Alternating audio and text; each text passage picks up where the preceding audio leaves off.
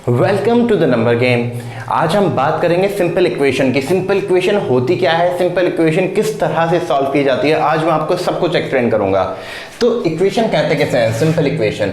बात रही है इक्वेशन वर्ड की, कहते किसे हैं? इक्वेशन बोलते हैं जब भी कोई आपको लाइन इस फॉर्म में दी हुई हो, ये आपकी इक्वेशन है। अब चाहे वो इसमें प्लस में हो, चाहे इस तरह से मल्टीप्लाई में हो, या इस तरह से डिवाइड में हो, ये सब हमारी इक्वेशन है।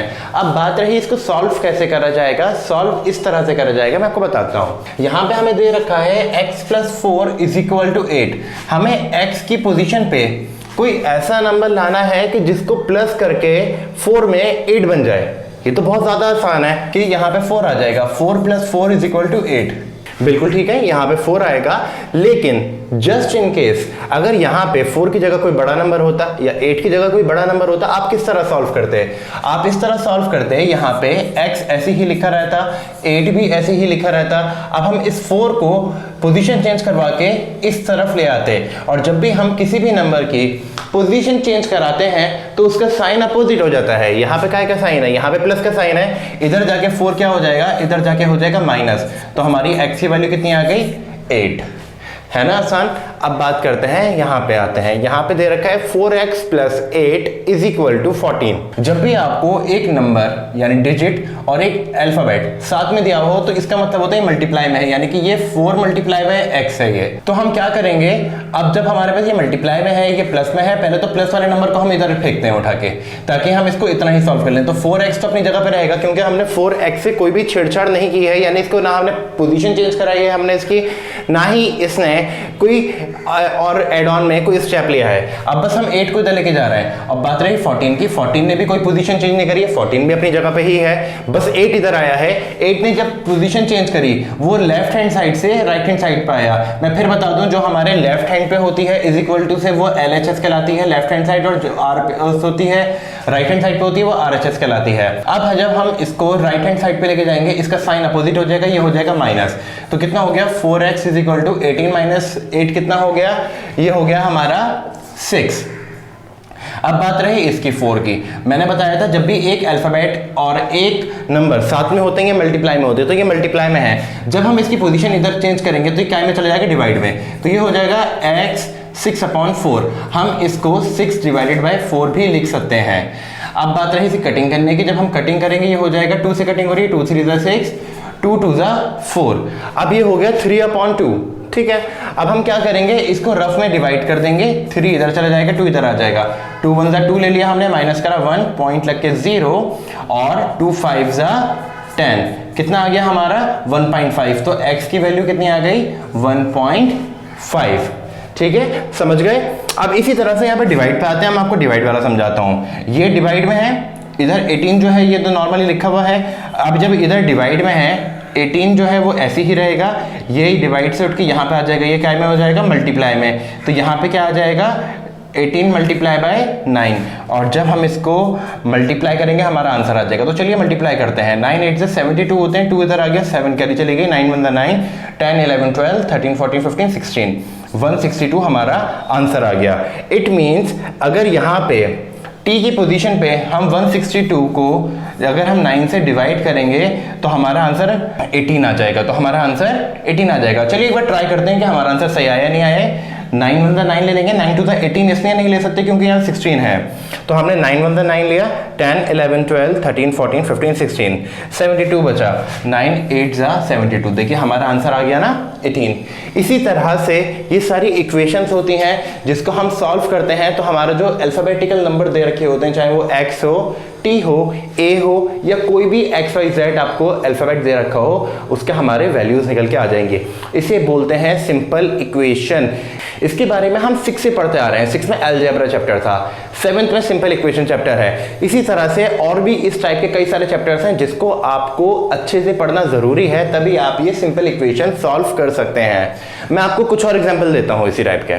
Simple equation multiplied, divide, plus, minus अगर दे रखा हो तो किस तरह से सॉल्व करेंगे। सबसे पहले मैं आपको बताता हूं कि इक्वेशन होती क्या है।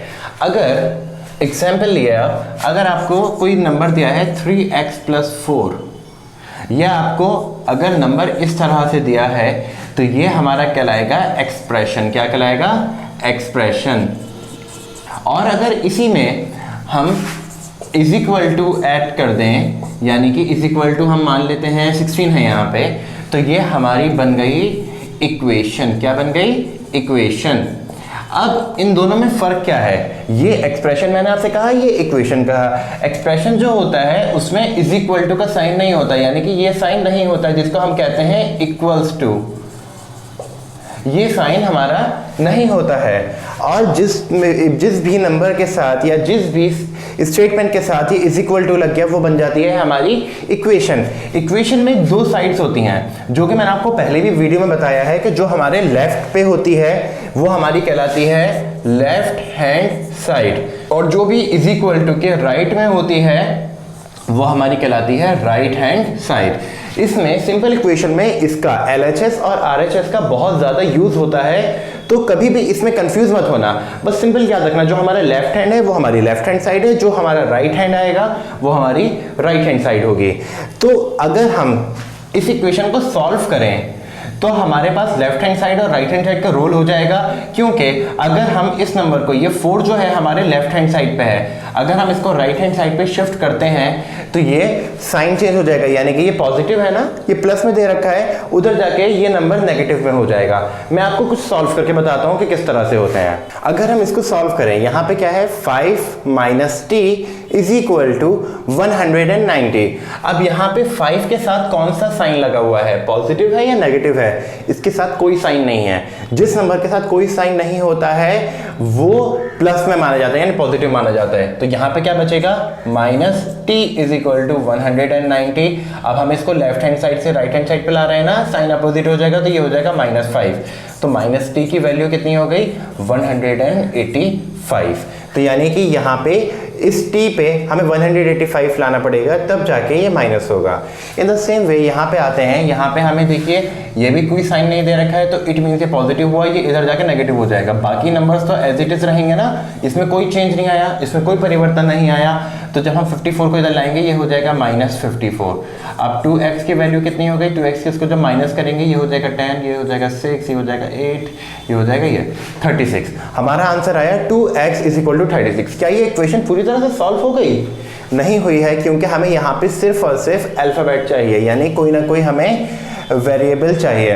तो हम इस 2 को, जो कि मल्टीप्लाई में है, मैंने आपको इससे पहले बताया, तो ये इधर जाके क्या हो जाएगा, डिवाइड। तो ये हो जाएगा x इज इक्वल टू 36/2। मैंने उस टाइम भी आपको बताया था, हम इसको इस फॉर्म में भी लिख सकते हैं, ये हमारा गलत नहीं होगा। जब हम इसको सॉल्व करेंगे ये हो जाएगा 2 × 1 = 2, 1 बचा, 1 चला गया, 6 × 18, 2 × 8 = 16। तो x की वैल्यू कितनी आ गई हमारी, 18।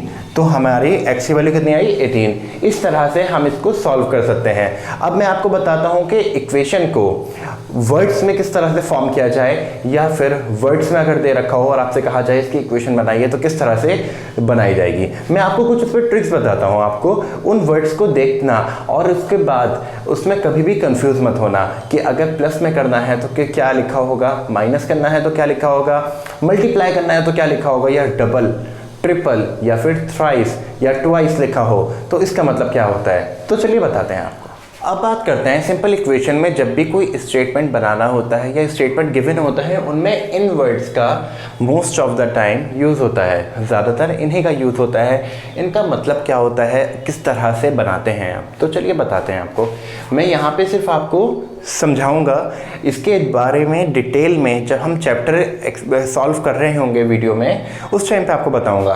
तो चलिए शुरू करते हैं। यहाँ पे सम दे रखा है, सम का मतलब तो पता ही है, ऐड का मतलब तो पता ही है, प्लस होता है। तो अगर यहाँ पे दे रखा हो for example sum of 3 the number, या इस तरीके से कुछ भी दे रखा हो तो हम उसमें प्लस कर देंगे, ये हो जाएगा 3 + 4 = 9x, या कुछ भी हो सकता है, ठीक है। इसी तरह से डिफरेंस, डिफरेंस का मतलब होता है माइनस।